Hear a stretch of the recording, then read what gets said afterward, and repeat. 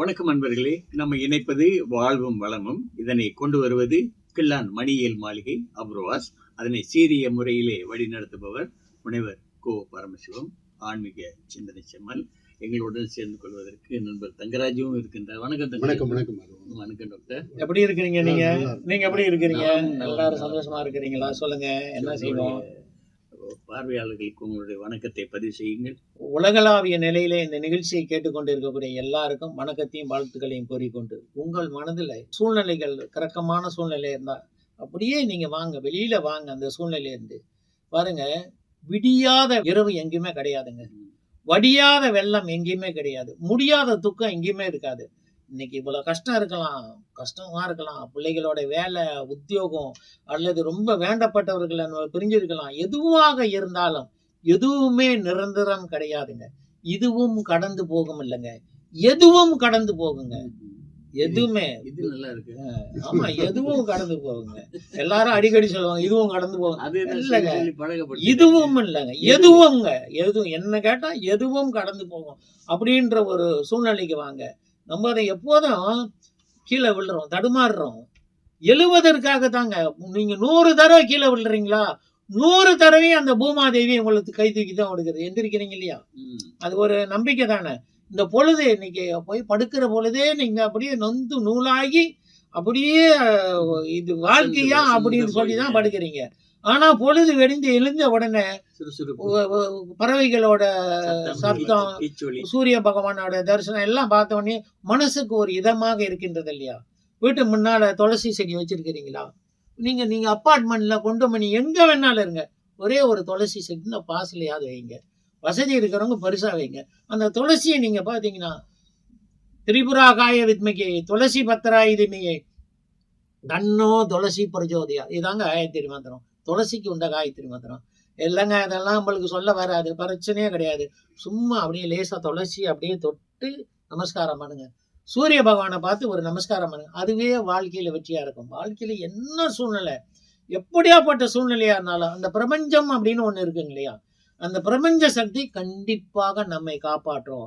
நம்ம என்ன செய்யறோமோ, நம்ம எதை விதைத்தோமோ கண்டிப்பா நம்ம அதை அறுவடை பண்ணுவோம். நல்லதெல்லாம் செஞ்சோம்னா நல்லது கண்டிப்பா நமக்கு கிடைக்கும் அப்படின்றது. நான் ஒவ்வொரு நாளும் எந்திரிக்கக்கூடிய எழக்கூடிய வேலையில என்ன எதிர்மறை விஷயங்களாக இருந்தாலும் சரி, அந்த தர்மம் நமக்கு துணையாக இருக்கும். இந்த நிகழ்ச்சி கேட்கறீங்க இல்லையா? அதெல்லாம் கேட்டுக்கொண்டிருக்கக்கூடிய எல்லாருக்கும் நான் சொல்றேன், கேட்காதவங்களுக்கு நீங்க சொல்லுங்க.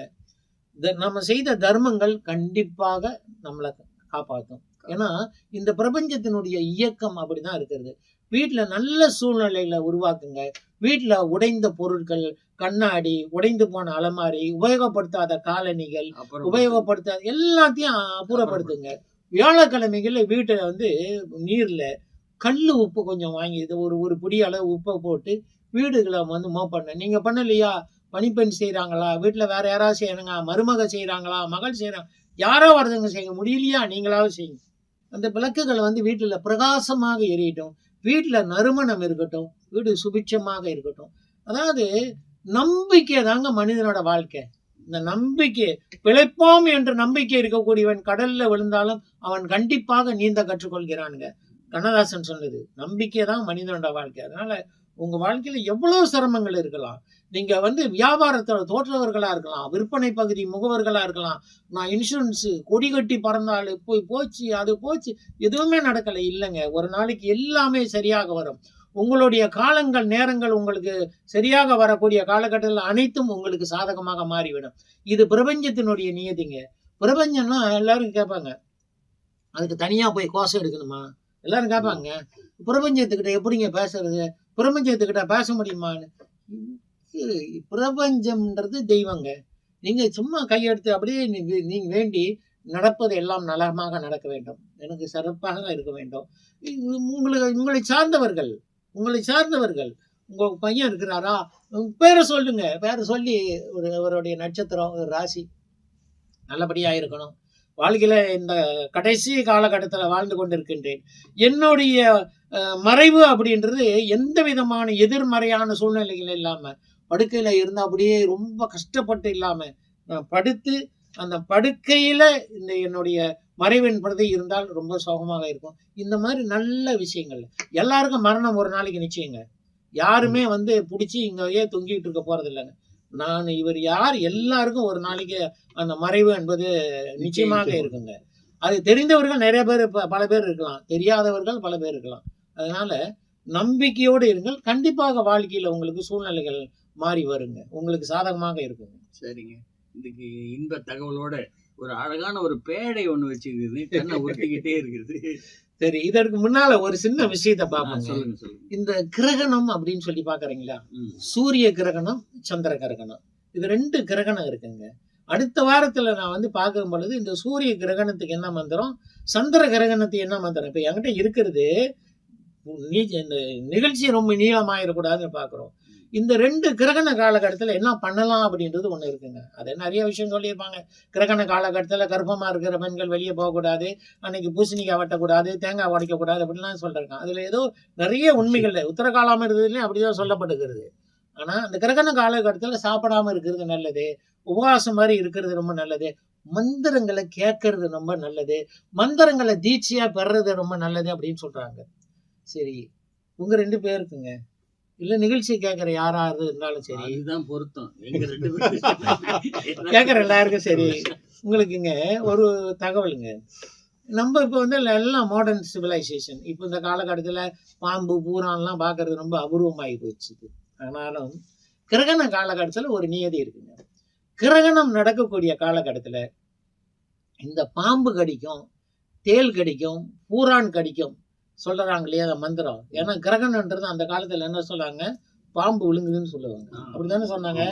எனக்கு அப்படிதான் சொன்னாங்க, பாம்பு வந்து கிரகத்தை முழுங்கிருண்டா அப்படின்னு. அதனால இந்த கிரகண காலகட்டத்துல இந்த விஷக்கடிக்கு உள்ள மந்திரத்தை நீங்க கற்றுக்கொள்றது, யார்கிட்டயாவது குரு மூலமாக உபதேசமாக பெறது கண்டிப்பாக 100% பழிக்குங்க. உங்க தாத்தா பாட்டி இருந்தா கண்டிப்பா அதை சொல்லியிருப்பாங்க. நான் அந்த மாதிரி ஒரு சூழ்நிலையா நினைச்சுங்களேன். கிரகண காலகட்டத்துல விஷக்கடி இறங்குவதற்கு, விஷத்தை முறிப்பதற்கு உண்டான மந்திரம் என்ன இருக்கிறதோ அதை கற்றுக்கொள்ளுங்கள். கிரகண காலகட்டத்துல அந்த மந்திரத்துக்கு 100% பலன் அப்படின்னு உத்தர காலாமிரத்துல சொல்லப்பட்டிருக்கிறது. அதே போல உங்க மகனுக்கு, உங்களுடைய பேரனுக்கு, உங்களுடைய பேத்திக்கு, உங்களுடைய மகளுக்கு, மகள் போல் இருக்கக்கூடிய மருமகளுக்கு, யாருக்காவது நீங்க வந்து இந்த மந்திரத்தை வந்து சொல்லணுமா, ஏதாவது சில மந்திரங்கள், ஒரு புலையார் மந்திரம் இருக்கலாம், தத்புருஷாய வித்மகே மகாதேவாய தீமகே தன்னோ தந்தி பிரச்சோதியாது அப்படின்னு சொல்ல போறீங்களா, அவங்கள கூப்பிடுங்க. தர்ப்பைய, ஒரு தொடு தர்ப்பிய, ஒரு சின்ன தர்ப்பியை எடுத்து அவங்க மேல வைங்க, நல்ல உச்சந்தலையில வைங்க. இதெல்லாம் கிடைக்கலங்க, அந்த நேரத்துல என் கையில ஒண்ணுமே கிடைக்கல, அப்படியே கையை வைங்க, தலையில கையை வச்சு இந்த மந்திரத்தை சொல்லி கொடுங்க. பேர பிள்ளைங்க, சின்ன பிள்ளைங்க, யாராவது தொட்டில்ல இருக்கக்கூடிய குழந்தைக்கு கூட கிரகண காலகட்டத்துல நீங்க மந்திரத்தை பிரயோகம் பண்ணலாம். அவங்களுக்கு ஆயுள் வந்து நல்லா இருக்கணுமா, திரியம்பகம் யஜாமகே சுகந்திம் புஷ்டி வர்தனம் உருவார்கமி வந்தனாத் மிருத்யோர் முட்சிய மாமிருதாத் அப்படின்னு சொல்லக்கூடிய மந்திரம். எப்படி வெள்ளரிக்காய் தன்னால உளிவிருத கொடியில பழுத்து அந்த மாதிரி தான் அவங்களோட மரணம் இருக்கணும், நல்ல நீண்ட காலம் வாழணும் அப்படின்னு சொல்ல. வீட்டுல வந்து இந்த கிரகண காலகட்டத்துல மிக சிறந்த மந்திரங்கள் ஒலிக்க செய்வதற்கு என்ன தெரியுங்களா, இப்பெல்லாம் போன்லயே பண்ணலாம், ருத்ர சமகம் பாராயணம், அது ரொம்ப நல்லது. அதே போல லட்சுமிக்கு இருக்கக்கூடிய ஸ்ரீசூக்தம், ஓம் கரண்யவரணாம் கரணியும் சுவர்ணரஜரச்சதாம் சந்திராம் கிரண்மயீம் லட்சுமியும் ஜாதவேதம் அமாவக, இந்த மாதிரி 15 இருக்குங்க. இந்த மந்திரங்கள்லாம் அந்த வீட்டுல ஒலிச்சா அப்படியே ஆகட்டும் அப்படின்னு ததாஸ்து சொல்லுது இல்லையா, அந்த தேவதைகள் உங்களுடைய வீட்டை ஆசீர்வதிக்கும்.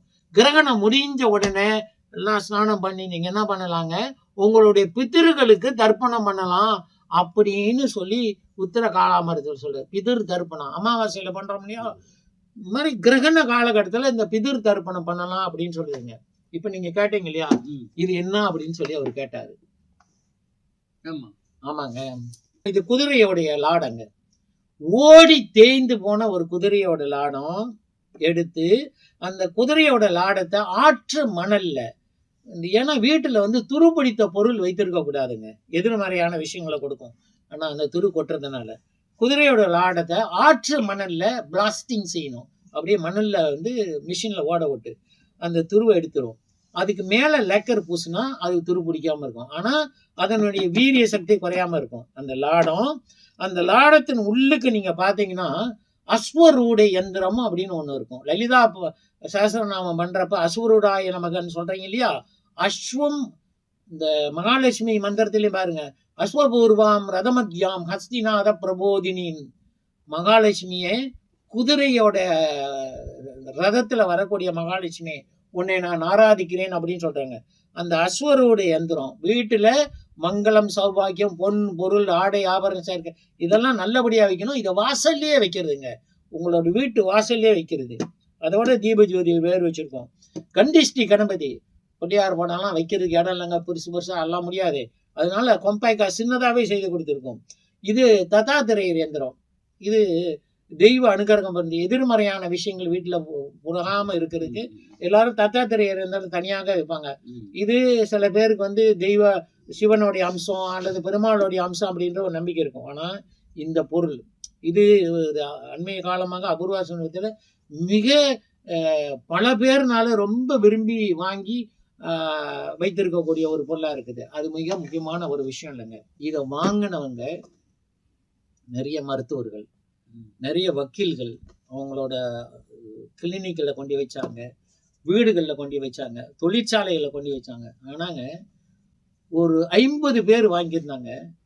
50 பேர்ல 49 பேராவது ஒருத்தவங்களுக்கு நேரம் இல்லாமல் இருந்துச்சு. அந்த 49 பேராவது நாங்கள் அந்த நம்பரை வச்சு அவங்கள கூட்டு போய் எப்படிங்க சூழ்நிலைன்னு கேட்டோம். சொல்ல முடியாத அளவுக்கு எங்களுக்கு வளர்ச்சிங்க. எங்கள் வீட்டில் எல்லா விஷயங்களும் வைத்து எங்கள் வீட்டில் திருமணமே நடக்காமல் இருந்துச்சுங்க 5-6 வருஷம். அவ்வளோ பெண்ணு பார்த்தேங்க. ஆனால் உடனே அதுக்கு உண்டான ஏற்பாடு நடந்துச்சு. வியாபாரத்தில் இருந்து ஒரு வெற்றி வந்துச்சு. வீட்டில் ஒரு சுபிட்சம் நடந்துச்சுன்னு எல்லாரும் சொன்னாங்களா. நான் வந்து பழசு தான் ஒன்று வச்சுருந்தேன், ஒரே ஒரு லாடை மட்டும் வச்சுருந்தேன் அஸ்வரோட எந்திரத்தோட. எனக்கு வந்து உடனே வந்து எல்லாருக்கும் நல்லா இருக்குது, அப்போ நம்ம ஏன் கொண்டு வைக்கக்கூடாதுன்னு அந்த லாடத்தை கொண்டு வீட்டு பின்னால் வச்சுட்டு, வீட்டு பின்னால் வாசலில் வச்சுட்டு இதை கொண்டு வீட்டில் வச்சுங்க. மிகப்பெரிய மாற்றங்க. இதெல்லாம் உண்மை சத்தியமாக நான் சொல்லக்கூடிய விஷயம். நான் மட்டும் இல்லை, கடையில் இருக்கக்கூடிய பணியாளர்கள் 2-3 பேர் இதை கொண்டு போய் வச்சு சொன்னாங்க, இல்லை பாஸ் இதை கொண்டு போய் வச்சோம் பெரிய மாற்றம் அப்படின்னாங்க. அது தாங்க இது இந்த லாடம் 3-in-1 அப்படின்னு சொல்லுவாங்க. எல்லாமே இதுல இருக்கு. அஸ்வரோட யந்திரம், கண்டிஷ்டி கணபதி, தத்தாத்திரையர் யந்திரம் அப்படி எல்லாம் வச்சு இதை பூஜை பண்ணியே வச்சிருக்கோம். உங்களுடைய வழிபாடுகள் அதாவது வீட்டில் நீங்கள் வாசலில் வைக்கிறீங்க இல்லையா, வாசலில் வைக்கிறது, உங்களுடைய நீங்கள் ஃபேக்ட்ரி வச்சுருக்கீங்களா, ஆஃபீஸ் வச்சுருக்கீங்களா, எங்கே வேணாலும் இது கொண்டு வைக்கலாங்க. இதுதாங்க. சரிங்களா? மகிழ்ச்சி. இந்த இன்ப தகவலோடு நம்முடைய வாழ்வு வளம் நிகழ்ச்சி நம்மளுடைய ரசிகர்கள் மத்தியிலே இருந்து விடைபெறுகின்றோம். வணக்கம் டாக்டர். நன்றி. வணக்கம் ராஜு. வணக்கம். வணக்கம்.